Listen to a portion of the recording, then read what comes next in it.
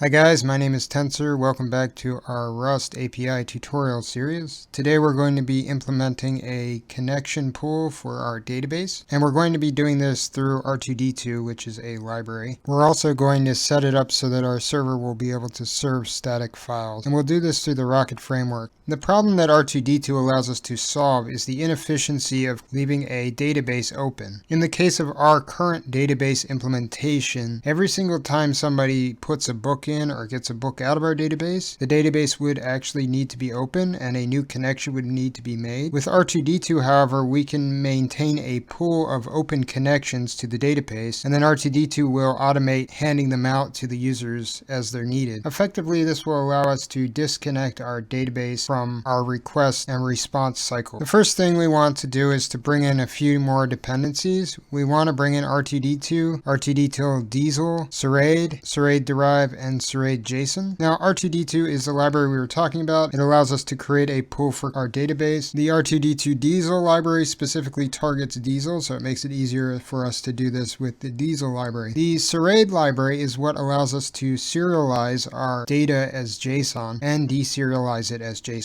And the same goes for these helper libraries. So we're bringing them in right now so that we can implement all that stuff before we actually build out our API. Now, along with our Serade libraries, we also want to bring in the library that's going to allow us to create our API, which is called Rocket, and it comes with Rocket CodeGen and Rocket Contrib. In this particular example, I have it pointed towards the GitHub, so what it will do is it will pull the latest version off of the master branch of the GitHub for Rocket and compile that. And specifically for our Rocket Contrib, I have it pointed so that it won't pull out default features and so that it will specifically feature JSON. Now, the reason I'm doing this is because the next version of Rocket is the one that I really want to work with, and it's not up on crates yet. Unfortunately, what this means for us, however, is that this project may end up breaking sometime soon when new features for Rocket come out. Now, I'll make sure to update this application when the next version of Rocket comes out, therefore it won't break, but just keep it in mind that some things may have to change slightly when the new version does come out. Another thing to keep in mind is that Rocket is based off of the nightly Rust compiler. This means that we need to use the nightly branch. So if you're using stable or beta and you're following along, make sure to swap over to the nightly branch. Rocket itself is a web framework that's made for the nightly branch of Rust, and it has a focus on ease of use, extensibility, and speed. And you'll see that it comes with all kinds of different macros and some pretty cool features that we can utilize for building our API. A quick way to bring in all of your dependencies is just to run cargo check. This will get all of the libraries, compile them, and then try to compile the project. Now, inside of our main file, we want to bring in all of our external crates. So we already had Diesel CodeGen, .environment, but we're also bringing in R2D2, R2D2 Diesel, Rocket Contrib, Serade Derive, Serade JSON, and we're also adding some annotations to the top. So for library Serade Derive and Serade JSON, we want to add the attribute macro used. We have a feature attribute at the top. Inside of it, we put in a feature called plugin. This allows us to actually modify the compiler, and specifically our plugin will be Rocket CodeGen. So there are some changes that Rocket CodeGen makes to the nightly compiler. The custom derive attribute allows us to derive traits in a specific way, and you'll see how Rocket kind of does this. It lets us apply procedural macros, which are a feature that is not currently in the stable build of Rust. Const fn allows us to define inline functions. These allow us to increase the execution time of a program. They can be instructed to the compiler to make them inline so that the compiler can replace those functions, and we'll make one single inline function in this tutorial. We also have this declare macro attribute, and this allows us to create declarative macros. Declarative macros are kind of the backbone for how we choose where we want to put our functions on the routes with Rocket. So all of these features and these attributes at the top are some of the main reasons why we're using the nightly compiler. Alright, so now that we have R2D2 and R2D2 Diesel in here, we want to create a new file called db.rs and make it a submodule. And in this file is where all of the logic for our R2D2 pool of connections will reside. This db submodule is the place that we will use to decompress decouple our database from our API system so that we can have multiple connections open at once. We of course want our Diesel Postgres connection. We want to bring in R2D2 and R2D2 Diesel with connection manager. We want to bring in Rocket HTTP status. We also want to bring in Rocket request self and from request, and Rocket outcome request and state. And then we also want to bring in standard ops deref. The first thing we want to do in this file is create a type alias for our pool type. This will be an alias for the actual pool of our Diesel Postgres SQL connections. You can see here that we're wrapping our connection manager Postgres connection inside of a pool structure from the R2D2 library. Then we want to create an initialization function. This will allow us to actually initialize our data pool. So this takes in the DB URL or the database URL, and then it outputs a pool, which is our type up here. We let manager equal connection manager Postgres connection new on our database URL, and then we use R2D2 pool new, which is a method that's connected to the pool type in R2D2, and then we pass our manager inside of it, and if we get a failure, we'll pass back this string that says we got a database pool failure. Otherwise, it will return a pool. Now we want to create a structure that will be a connection request guard. So this is a wrapper around an R2D2 pooled connection. So you can see here, this is called pub struct con, and inside of it we have pub R2D2 pooled connection with our connection manager and our PG connection. And then we want to implement the from request trait that comes from Rocket for our connection. This will allow us to retrieve a single connection from the managed database pool, and if no pool is currently managed, then it fails with an internal server error status, and if no connections are available, it will fail with a service unavailable status. We'll make our type error just be a union type. Inside of here we'll have a function called from request. This is what we need to implement this trait, and this takes in our request, and this outputs a request outcome, which will have one of our database connections inside of it or a union type if it gets an error. First we want to get our pool, so we call request.guard.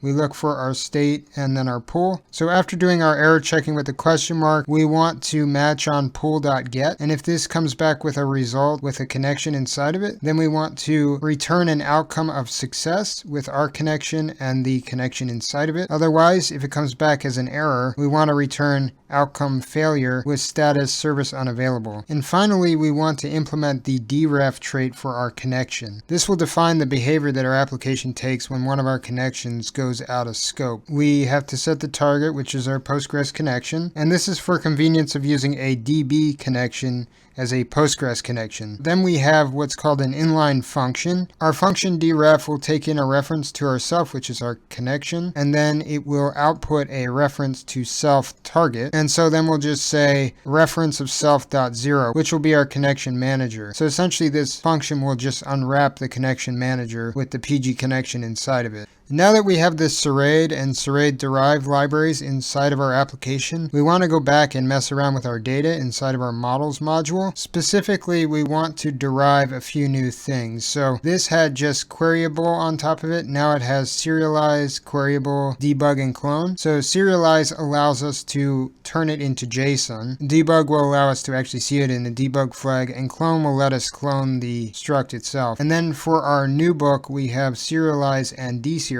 This way we can turn it into JSON as well as take a piece of JSON and then turn it into a new book. This is the one that we're actually putting inside of our database. So we want to go back into our main.rs file and we want to change around our main function. I removed all the logic that allowed us to insert our book, and now I've made it so that we have a new function called rocket. This will return a rocket, and inside of it we have our .environment.ok, and then we get our database URL from our environment variable, and then we want to set up our pool, so we call db init pool, and we pass in our database URL, and then we're going to ignite our application or ignite our rocket by calling rocket ignite. So this won't do anything as it is because we have no routes and we have nothing that we're serving currently. So let's make it so that we can serve some static files just for now. To do that, we want to create a static files submodule and a static files.rs file, and inside of this, because we're serving files from our actual file system, we want to bring in standard library IO, so input, output, and standard path with the path type and the path buff type. And then we also want to use rocket response named file. First, we want to set up an index. This is what's called a declarative macro, and we're saying, okay, well, this function is going to be a get request on our index path, and so we're going to call our function index as well, and this will output a result with our named file inside of it, so the rocket response named file, and then we'll just say named file open, and we're going to point this at public \index.html, and this is a folder and file that we haven't created yet. So what this will do is it will serve this public index.html file when we create it on our localhost index for whatever port that our application is running on. So inside of these declarative macros, we can also use dynamic variables. In this case, I'm putting in a variable called file with a double dot at the end, and then we're specifically calling it rank 5. This is the serving rank. It means that it gets served like last. And this function is called all, and it takes in a file, so the actual file that we want to serve. And then we're returning an option with our named file inside of it. And then we just call named file open, path new, and we want it to be on our public folder. And this will allow us to serve like JavaScript, CSS, and things like that. We want to actually create this static file. So I've created an index.html. This just has some text inside of it. It just says hello from Rust. And then we have a 404 HTML, and this will just be our 404 page. So if we have a not found page, this should serve. And then we have this JS folder, which is empty for now. We'll get into what we're going to fill it with later. And so these are just basic HTML files. It's nothing really big, but we need to set up our Rust app so that it will actually serve the two functions that we created to serve the static file. We can now chain together a few methods to first add our database as well as mount our routes on the index of our application's HTTP. So you can see here we're running rocket ignite. This routes macro is another macro that comes from the rocket application. This just makes it really easy for us to specify which functions we want to actually run. If we want this to do anything, we need to add something inside of our main function. We put in rocket, which is the function here,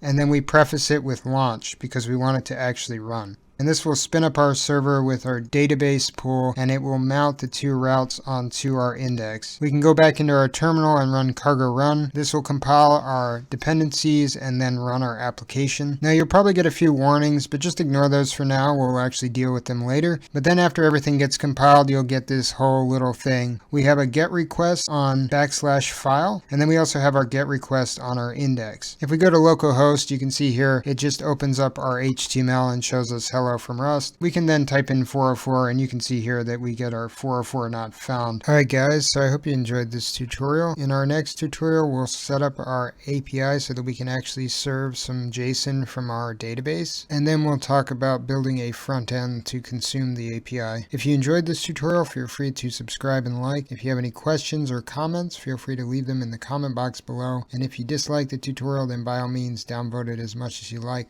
Have a good night.